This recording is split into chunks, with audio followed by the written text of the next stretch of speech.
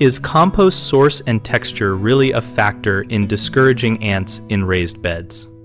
Locally produced turkey compost tends to be richer in proteins and fat residues, which speeds microbial activity and creates a warmer, more reactive substrate that ants find less hospitable, while cow manure-based compost often compacts more and can create stable tunnels that ants like, and plant-only compost is usually the lightest and driest, which can be neutral or slightly favorable to ant activity.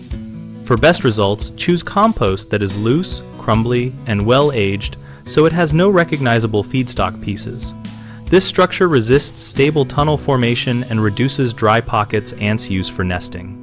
Amend beds by mixing 1/3 compost to 2/3 mineral soil to maintain moisture balance and to avoid surface crusts that provide cover for ants.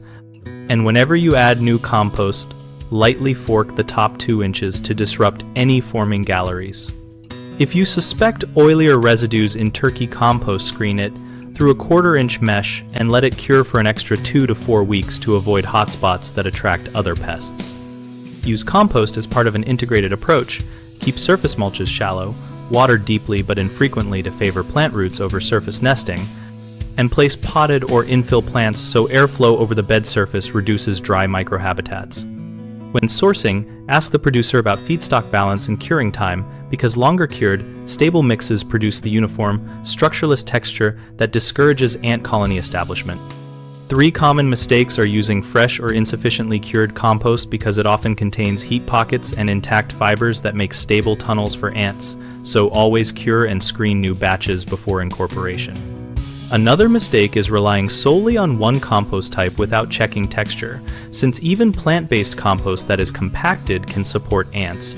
Remedy this by assessing and improving crumb structure with coarse grit, aged wood chips, or by blending in well-aged turkey compost for microbial activity. A third problem is layering deep fresh mulch on top of amended beds, which creates a dry, insulated layer where ants can nest, so keep mulches shallow. Incorporate organic matter into the top 2 inches, and periodically rake or fork the surface to break developing galleries. We run bighomeprojects.com to help homeowners compare materials and contractor approaches for projects like ant-resistant raised beds and other landscape work. We connect homeowners with local contractors and host a discussion community so we can all share field experience, supplier tips, and practical feedback on what works where.